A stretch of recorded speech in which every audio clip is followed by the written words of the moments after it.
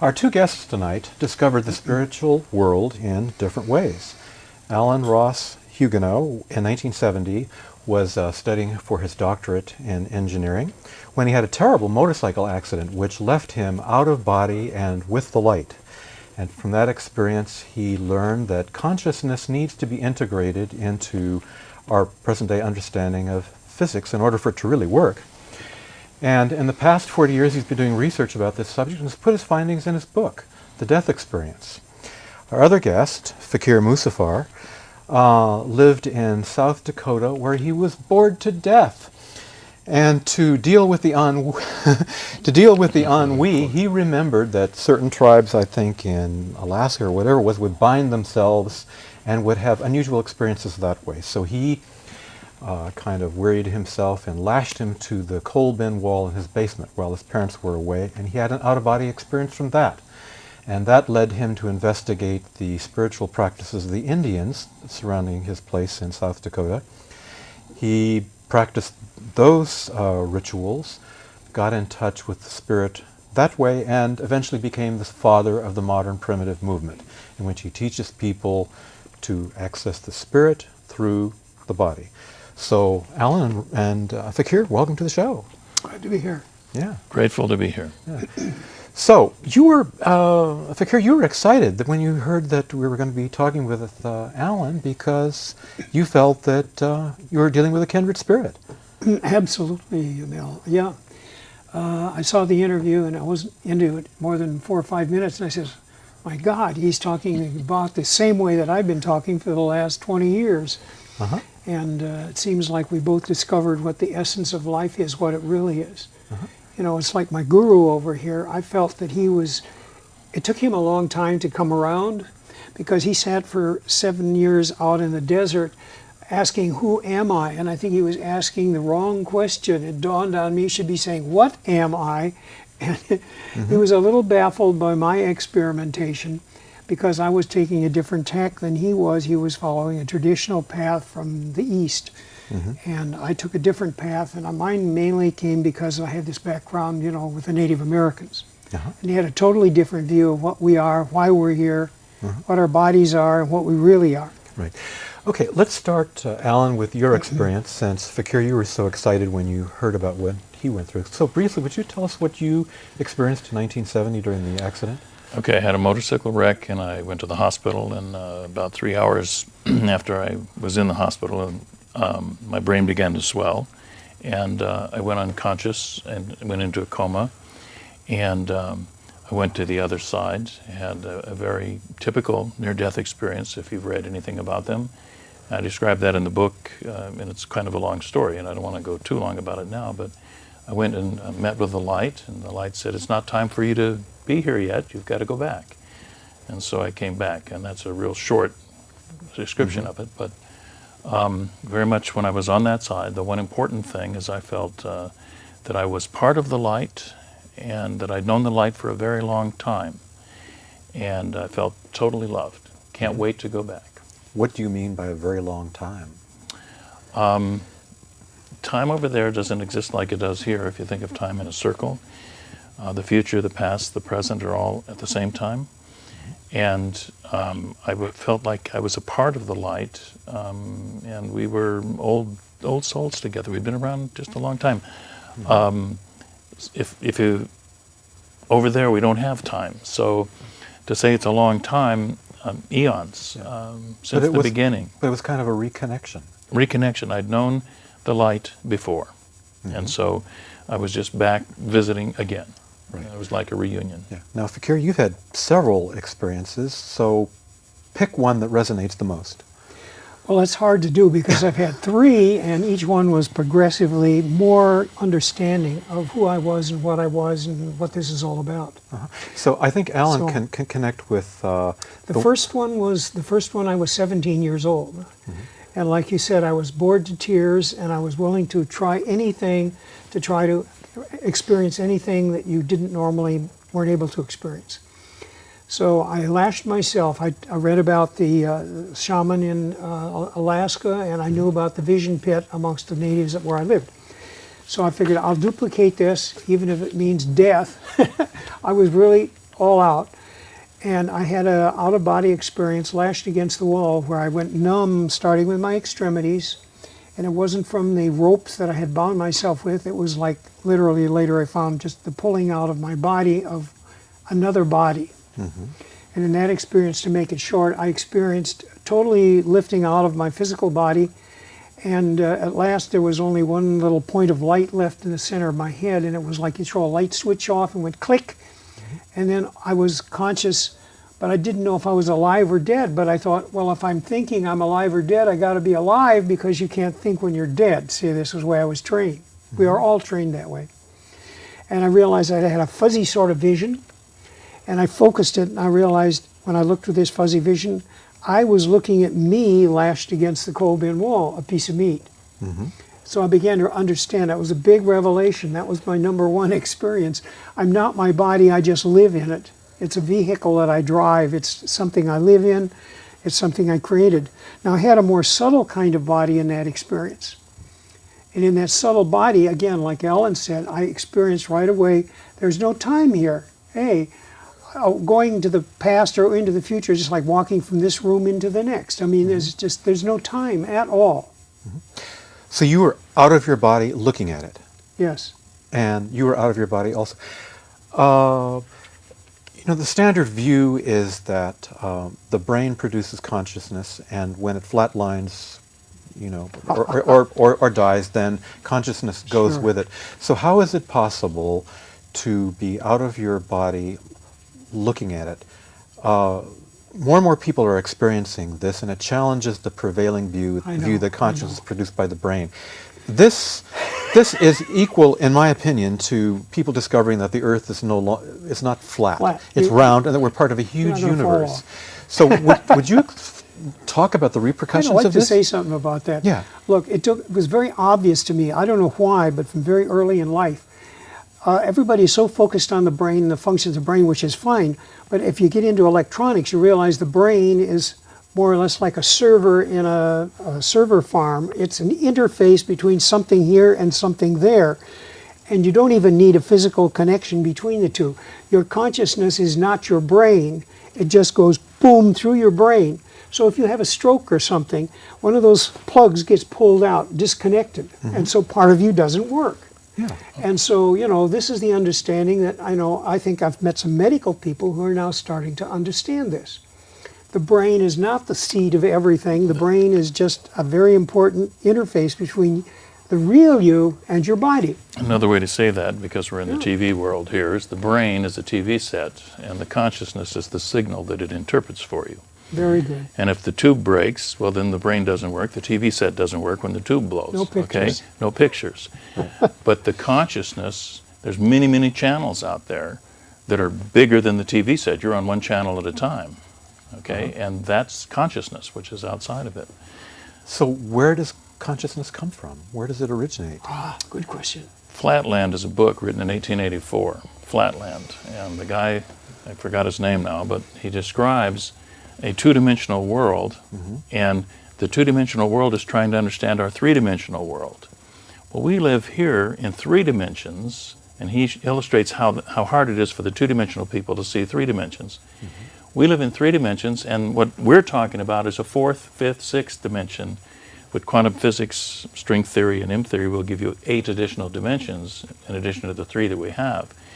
And all of the spiritual traditions in the world give you 7 levels out there, and then God on top of that, which would be the 8th or the M theory level. Right. And so we're talking about a different dimension that's not included in our Newtonian physics box. And we have to think outside the box, and we can't use our principles of Newtonian physics to think outside the box because those dimensions don't match our system of 3D. Right. I remember I asked Houston Smith, if the brain flatlines, then where does the near-death experience take place? And he cited Aldous Huxley's idea that the brain and the nervous system are a reducing valve. In other words, we are originally omniscient, and that in order to function in a 3-dimensional world, the brain and nervous system kind of has to reduce what we were originally aware of so that we can function here. But that means that we're connected with omniscience. Yes, we are, but when we come back into the body, we lose some of that consciousness. And I saw sparklers, pH of mat water, saw sparklers. When we come back into the body, it just fries. All of that extra consciousness just What's going on out there is annihilates. gigabytes. What's going on down here is megabytes. It's Right. Right. big difference, a big jump So in information. here. We're in this Ability. intense body that he's talking about, and it's you have to get out of the pain to get out of the body. The body is a painful thing, and we're restricted by it. And to get out of body, then we connect with consciousness on the other side. Right. Now, Fakir, you had another experience. I think the Okipa, you Yes. pierced your chest, in hung. the style of the Mandan Indian Okipa ceremony, which is an initiation, was brought supposedly from a mountain by a man who had blue eyes and was white. This is the Mandan legend. Very curious. Yeah. Now, you were hoisted up into a tree with these hooks so that you were off the ground hanging, and you communicated with a spirit or a light that told you something. Yeah, Tell I us- drifted out of my body. The sensation was so intense in spite of all the training I had gone through previous years to do these things. It was so intense, there was only one where to go, and that was to leave the body. That's what some of these rituals are all about. It's to make something so intense or so unbearable or so overpowering on the physical level that you have to jump into another level, which I did. So I drifted up, and I saw a white light. And I felt this great love for me. Oh, it was wonderful. I've never felt love like that in the world. And the light spoke to me telepathically and said, I'm you, and you're me, and I'm as close to God as you're ever going to be. And I said, do you always look like a white light? And the light spoke back and says, no, I look like what you think I'm going to look like. I says, oh, okay. So we had a long telepathic conversation, and from that, I have gotten a big understanding of what I am.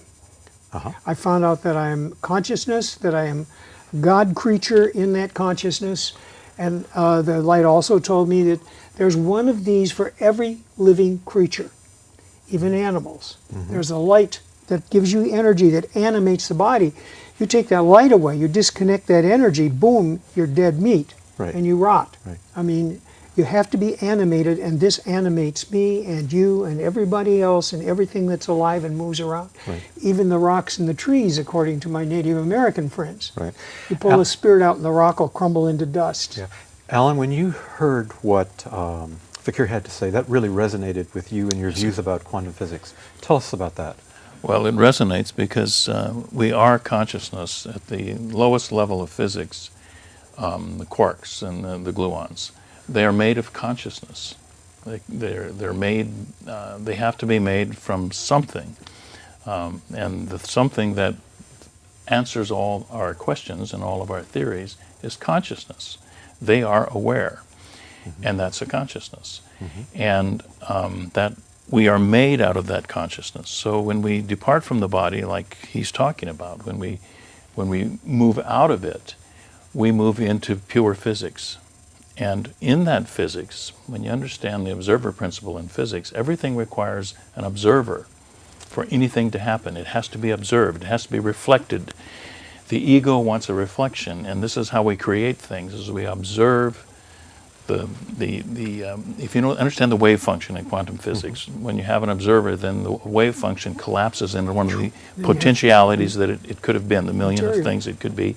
It becomes material, it becomes existence, it's here. It does that for our ego. Our ego is what sees in this physical life, which creates physicality. And when we move out of body, we set the ego aside. We're no longer here. We're no longer in this existence. Why do we set it aside? Because we're not in this existence. It's We're part of this identified. existence. That's our identity. You slip our identity, our and personality. then you can go beyond identity and be something bigger than that. It's not Bigger. needed. Yeah. It's no longer necessary. Yeah. And do you see it as a fiction?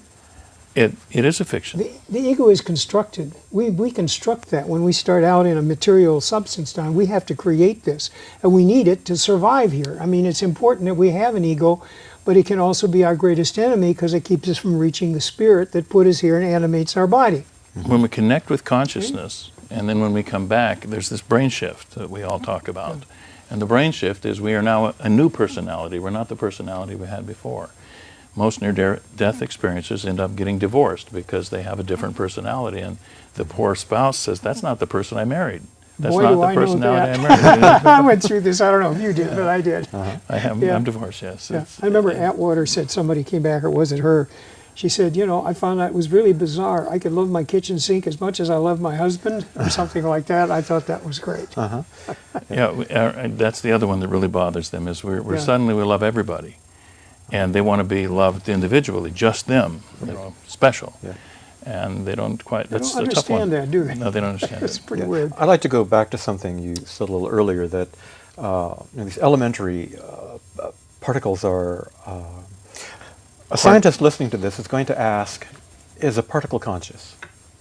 Is a particle conscious? Well, that's the thing we're trying to do at this point, is find ways to put it into our Newtonian physics, here and now reality, put consciousness in ways that can be understood, and things like memory and experience. Experience changes things. Rupert Sheldrake's big on this one with Bruce Lipton. They're talking about experience and how it modifies things. Okay, epigenetics is experience that's on top of the DNA, and so we modify things through this experience. That experience is consciousness. It's absorbed by things. All of the physical things that we make have experiences, and they form habits. And so if you read Sheldrake, he talks about habit and how we find crystals form around the world, and you get a new crystal, they'll form in various ways, but one way is easier than the other. And when the crystal discovers that easiest way, suddenly it happens in every laboratory in the world. All that crystal is always going to form that way now, because it's got a new habit, but they didn't even communicate between the laboratories. It just starts forming that way in the other laboratory. Sheldrake talks about this and all the data we have on this. It's called habit. So there must be experience. Consciousness is part of our physics.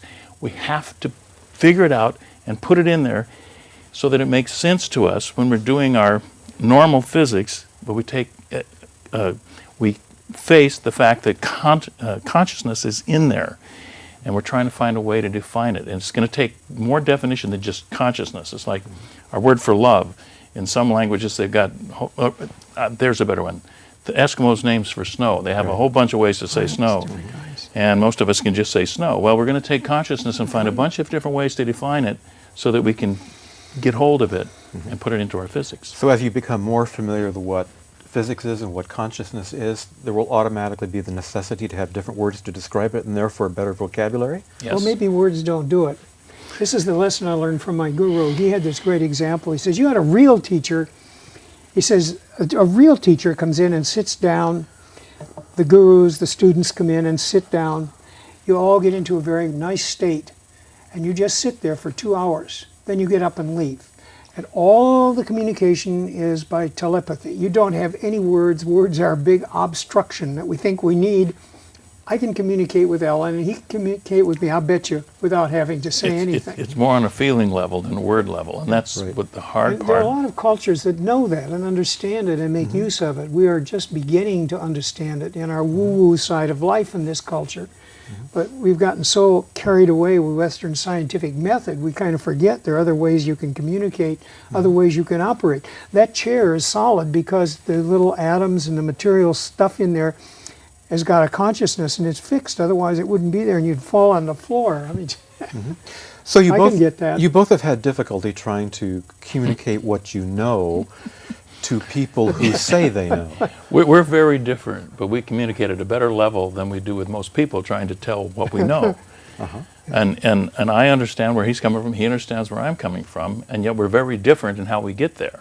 Right. And yet we understand each other, and trying to describe it to people, they want us to use words, print it in books, use print, and it's more feeling. It's more like you're saying, if we were all sitting in a sweat lodge somewhere and just working together, we'd get it quicker. Right. The name of this show is Finding Spirit. right. And when you had your experience, you would call it a spiritual experience? Absolutely. So, having had this experience, do you have a different understanding of the various religions of the world? Yes, I understand them all very differently. How can that be? The easiest way to say it is they're trying to do the right thing. They're trying to go in the right direction. They all misunderstand it slightly. And if they would adjust that slightness, they'd all end up in the same place. And they're all afraid of that because then they're afraid they're going to be wrong. Right. As Ram Dass said, there are many paths up the mountain, but the view at the top is the same. I sat down with him, and he was a wonder. Ram Dass said it correctly. Yeah, that's Yes. it. Now, some of the paths will give you on sidetracks, and it takes you a long time to get up there, but if you just persist, you'll eventually get to the top of the mountain. This man spent most of his life traveling around the world. He was a merchant seaman, masters, mates, and pilots. And he jumped ship back. He went to India before people ever went to India. He went up to Himalayas he sat under the Bodhi tree with Krishnamurti. And Really? his main thrust in life was not to find out what was different between the various religions and practices, but to find out what was the same. And I'm so grateful I met him when I was in my 20s, and he tutored me for 17 years. And he told me one of the greatest lessons, the greatest premise that I'll ever learn was from Hermes Trismegistus, who always appeared to him like a youth of 17 summers. Where your attention is, there you are. What your attention upon is flowing into your world. What your attention upon, you become. This is the same formula that you have with the physics in the quantum physics. What Evan Walker, PhD physicist, said about it would be 1990s, late 90s. He said, what we're doing at this conference, we're together trying to define religion for the 21st century. We're trying to put consciousness into physics. When we put consciousness into physics, we will redefine religion for the 21st century. Right. That's what we're up to. Yeah, there are probably two groups of people who could leave comments on what we're talking about right now. One, let's say the traditionalist scientists who don't understand what you're talking about, and two, traditional religious people who find that what you're saying doesn't jive with their holy books. So I imagine that maybe some Christians here will say this is not biblical. You know, it says in the Bible that we're born to die once, and then after that, the judgment. And if you see these things in an out-of-body state, then because you haven't accepted Jesus, then it must be of the devil. How do you communicate with these people? You don't. I don't. I don't at all. Yeah. And it's such a shock to them. My dad died a few years ago, and I had to go back. One of my brothers has become an evangelical minister back in Dakota. Terrible. And he died a kind of a painful death, and my brother bought the cheapest coffin he could buy with some friend that was the undertaker that did a very poor job. And my dad's spirit was still there, and he was so strong, I could hear him, and he was so pissed off because nobody could hear him talking. And for a while, for about 4 or 5 days, he wandered around the house trying to tell people, I'm very unhappy about what happened to me. It was very hard for me to figure out how to shut him off, but we finally did. The way I communicate with both of those groups is I walk a mile in their shoes with them. And after a while, they begin to hear me. I just love them. I just become part of them and work with them, and I welcome them, and I talk with them, and I discuss with them, and eventually they say, you know, you're right about this, and maybe you're right about that, and they begin to move, and they begin to open up. And it's so simple. Jesus said, comes to me, they will know we are Christians by our love, and you have to care about them. And that's the only way you're ever going to reach anybody is caring about them. If you care enough about them, they'll pick that up. And once they pick that up, they start to listen to you. But if I come in and say, well, you're wrong, but I've lost already. Yeah. You're both... You have more patience than I have. Patience is a virtue I'm trying to work on. Yeah, I should work on that. We're talking about, death and the continuity of consciousness here. And the consciousness is really kind of eternal. Is that what we're talking about? Yes, everlasting. It's always here, and we're always going to come back. We're going to hang around forever. Yeah. There or somewhere. Yeah. I went to the cosmos on my third experience. So. Yeah. I took care of my mother for the last few years of her life, and she passed away 6 months ago. And so when I'm living in the house, I experience this silence and this emptiness. And, I walk around talking to her, hoping that she can hear me. I mean, if anyone were to come in and look at me, they'd think I was nuts. But I have to do something. There are people out there watching who have lost loved ones, and they feel this emptiness and this silence. And at night, it's especially unnerving. So what do you offer them? I tell them to keep talking to spirit, to their mother, the person on the other side, and believe in them, that they actually are looking over your shoulder. And eventually, the way I do it, I do a lot of writing, you know, just writing, journaling, and they come through in the journal. The spirits that I'm thinking about, they come through. I have a whole bunch of them. My father comes through. My father, I get some things I never understood before. Couldn't understand why he seemed to reject me all the time. He wanted me to stand on my own. He didn't want me helping him on his projects. He wanted me to learn to do my own projects, to have those strengths and learn to use the tools myself. And I finally figured that out now after he's come through from the other side to tell me this is why I was doing that. And these kind of things, the things you want to discuss with your mom, you have to talk to Spirit. Spirit will begin to talk to you. It'll come through your dreams. It'll come through your journaling. If you're very mediumistic, you'll begin to get visions from them, like professional mediums do. I've had that experience too, particularly with like my guru. I've had two of them actually. I've always had patrons, so to speak, spiritual patrons. This was the first one, and then I've had 3 more since then. And you know, for years and years, Arthur keeps coming back, and he communicates in a very strange way. He'll just direct me unconsciously into circumstances or meeting people or into certain places.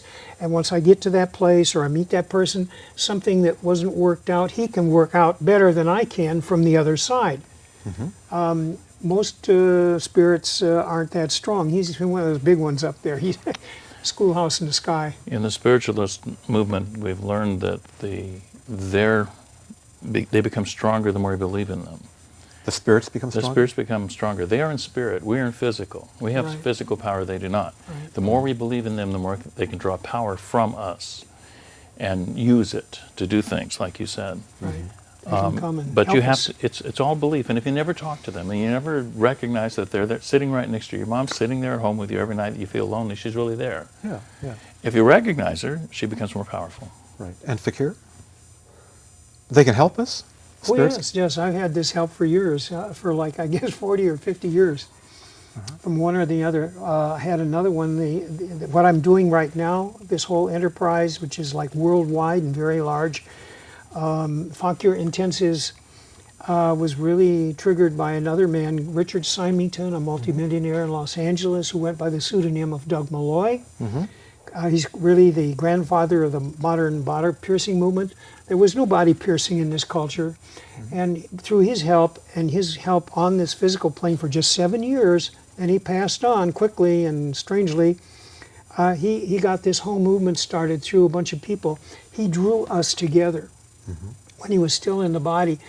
When I first met him, he said, look, I have a little man who has guided me all my life. He was a millionaire by the time he was 25. He came from dirt poverty. And he had a spirit helping him. Said, you go to this room and you see this guy. You go to this school and you learn this. He became an audio engineer. He was one of the first person to get an Ampex recorder. I worked for Ampex and met him once, not even knowing it. Fakir, Weird story. Alan, we've come to the end. Come to the end here, and I feel we're just beginning. Maybe we can continue. Maybe we can continue, because we could. That would be one thing I want to say is, you see how different we are. We come from a total different place. We have the same truth that we're trying to tell everybody. So with that in mind, they've had the same experience, different backgrounds, but they both realize that consciousness is eternal. And as time goes on, this fact is going to become more and more obvious. So with that, I'd like to leave the audience with consciousness is eternal. Mull it over. As time goes on, I think that will become more clear. So thank you so much for watching. And Alan and Fakir, thank you so much for being here. Thank you. Thank you for having us. Thank you.